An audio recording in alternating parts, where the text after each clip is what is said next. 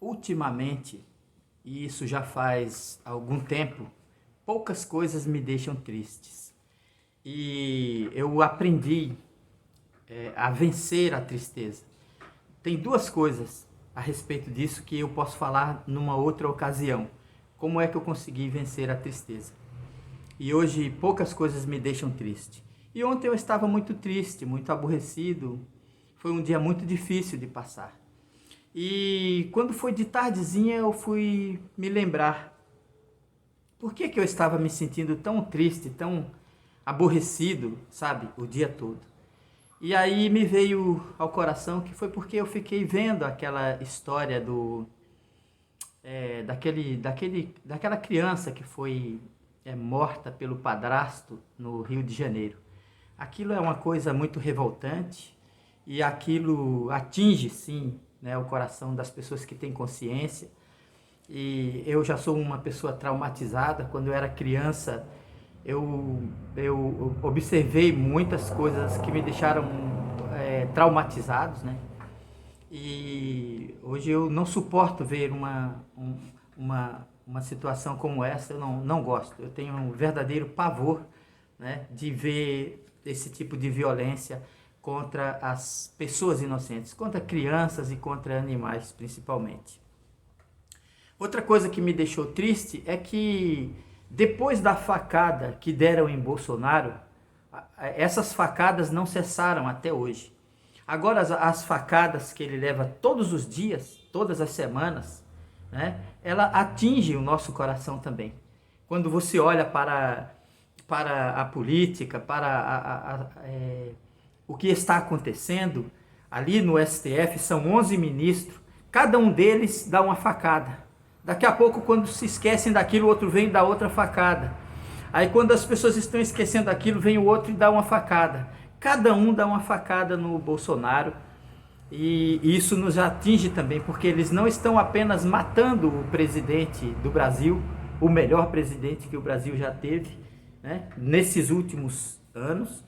Eles não apenas estão matando ele, como estão matando a democracia, estão destruindo o nosso país, né?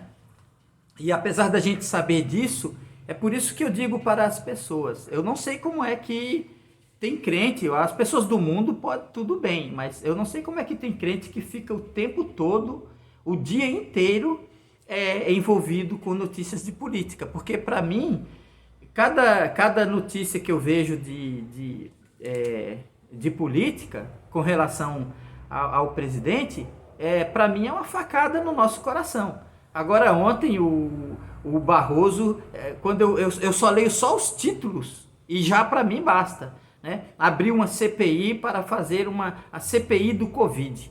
E não é para investigar os ladrões, né? Os governadores ladrões, os prefeitos ladrões que roubaram o dinheiro que foi entregue à saúde. Não é para investigar o presidente. Para mim isso é uma facada não apenas no presidente, é uma facada na democracia, em nós mesmos. Isso prova que ninguém pode com aqueles homens. Eles estão ali apenas fazendo aquilo que eles sempre fizeram. Eles estão praticando a injustiça. A Bíblia diz: quem é injusto, faça injustiça ainda. Parabéns ao STF. Continuem fazendo assim, porque nas profundezas do inferno há um lugar reservado com o nome de cada um de vocês, né? Nas profundezas do inferno tem uma cela com o nome de cada um de vocês esperando vocês lá, porque quem é injusto deve fazer injustiça. Então essa é uma das coisas que eu aprendi, né, para vencer vencer a tristeza, é transformar a nossa tristeza em ira, em raiva. Isso nos torna forte. Então, em vez de ficar melancólico, em vez de ficar triste com a maneira como essas pessoas estão agindo, a gente pensa na justiça e no juízo de Deus e se consola com isso, porque essa é a forma como Deus se consola. né? Tem uma parte na Bíblia onde o Senhor está falando com o seu povo, com os ímpios e com as pessoas, e ele diz assim: consolar-me-ei a respeito dos meus inimigos. Quer dizer, ele está se consolando porque ele sabe que o dia da vingança chegará e ele se vingará de todos os seus inimigos, que virarão pó debaixo da sola dos seus pés, e o fumo do seu tormento subirá para todo sempre. Essa é a verdade.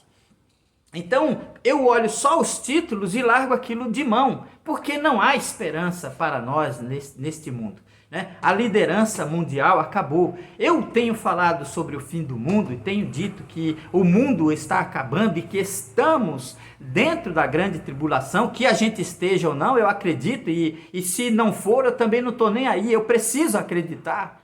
Para continuar sendo crente no mundo ímpio como esse, eu preciso acreditar que estamos sim na grande tribulação.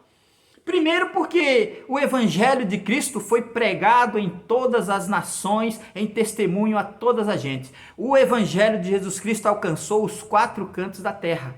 Ultimamente, o que vinha se fazendo era despregar o Evangelho. As igrejas vinham despregando o Evangelho, voltando atrás. Eles estavam, quer dizer, passou da hora. Né? Chegou o momento, a pregação do Evangelho chegou no seu limite, e aí as igrejas passaram a despregar o Evangelho. Tanto é que hoje não é apenas os ímpios que não acreditam mais na volta de Jesus, são os próprios crentes. E é sobre isso que eu vou falar agora nessa manhã. No livro de 2 Pedro, no capítulo 3 e no versículo, a partir do versículo 1, mas eu vou ler uns 3 versículos, vou ler apenas 3 versículos, mas assim salteados. Então o apóstolo Pedro começa falando assim: amados, escrevo-vos agora esta segunda carta, em ambas as quais desperto com exortação o vosso ânimo sincero. Aí ele diz assim: sabendo primeiramente isto, que nos últimos dias virão escarnecedores, andando segundo as suas próprias concupiscências, e dizendo: onde está a promessa da sua vinda? Onde está a vinda de Jesus? Porque desde que os pais dormiram, todas as coisas permanecem como desde o princípio da criação. Eles voluntariamente ignoram isso, né? Isso o quê? Que desde o princípio Deus criou estas coisas e elas existem, e que elas não poderiam ter terminado. Se elas continuam existindo, é porque não terminou ainda. Mas os céus e a terra que agora existem, pela mesma palavra, se reservam como tesouro e se guardam para o fogo até o dia do juízo e da perdição dos homens ímpios. Essa terra se guarda como um tesouro até o dia do juízo e da perdição dos homens ímpios. Inclusive, esta última parte é um título de um livro que eu estava escrevendo, e não sei se vou continuar escrevendo porque não tive tempo ainda. Aí ele diz assim, mas o dia do Senhor virá como o ladrão de noite, no qual os céus passarão com grande estrondo, e os elementos ardendo se desfarão, e a terra e as obras que nela há se queimarão. É assim que vai acabar o mundo. A Bíblia tem várias passagens que falam sobre o fim do mundo e a volta de Jesus Cristo.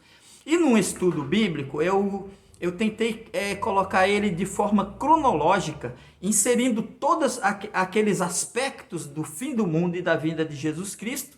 E eu cheguei à conclusão que a grande tribulação terminará com uma guerra nuclear, com uma guerra atômica, como está escrito ali. Que os céus e a terra passarão com grande estrondo, e os elementos ardendo, pegando fogo, se fundirão, e todas as obras que há na terra se queimarão. Isso é uma guerra atômica, é uma guerra nuclear. E esta guerra, ela não pode acontecer em qualquer momento, antes de acontecer essas coisas. Ela vem no final. Esses dias alguém estava falando do presidente Vladimir Putin, e que ele estava tomando algumas decisões lá, enfim. E eu digo assim, hoje o Vladimir Putin, independentemente do que haja contrário a ele, independentemente das políticas dele ou da pessoa dele, ele é o único líder político no mundo que se destaca. Os outros são um bando de zumbis. Nós não sabemos quem é que está dominando o mundo, né? Ele é o único que vem ali resistindo. E tinha, claro, o presidente Donald Trump, que foi tirado do cargo de forma fraudulenta, para colocar no lugar dele um zumbi, um homem que desapareceu, né? O Joe Biden não passa de um zumbi, uma pessoa que desde o dia que tomou posse até hoje, os americanos desapareceram do cenário mundial. Isso era para acontecer. Eu li há muitos anos atrás um livro chamado Toca a Trombeta em Sião, aonde acho que esse livro era do David Wilkerson, não sei se é, mas acho que era dele, o escritor é esse aí, Toca a Trombeta em Sião, onde ele falava sobre a queda dos Estados Unidos. E eu ficava pensando, essa coisa vai demorar, porque os Estados Unidos não podem cair assim. Mas eu vivi para ver. Eu vivi para ver os Estados Unidos se transformar numa republiqueta de nada. Então, eles continuam os mais ricos do mundo, os mais poderosos do mundo, os mais tecnológicos do mundo, mas não tem mais influência no mundo. Acabou a influência dos americanos. O último papel dos Estados Unidos na Terra vai ser contribuir para essa destruição, né? Porque vai chegar um momento que a política dele ele não vai mais alcançar o posto de nação predominante no mundo que ele tinha antes e que deixou. Então vai restar a estas nações a guerra.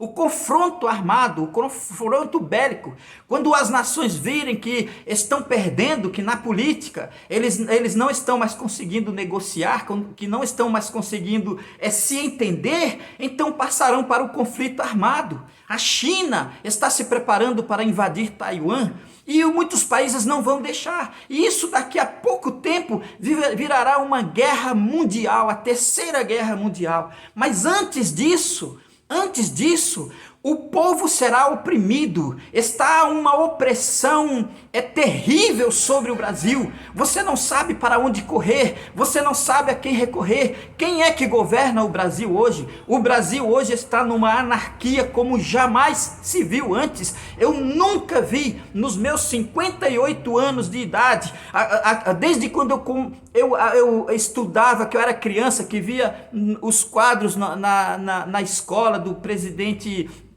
Garrastazu Médici, o presidente João Figueiredo, outros presidentes que era do meu tempo lá quando eu era criança, e pela primeira vez eu nunca vi tanta anarquia.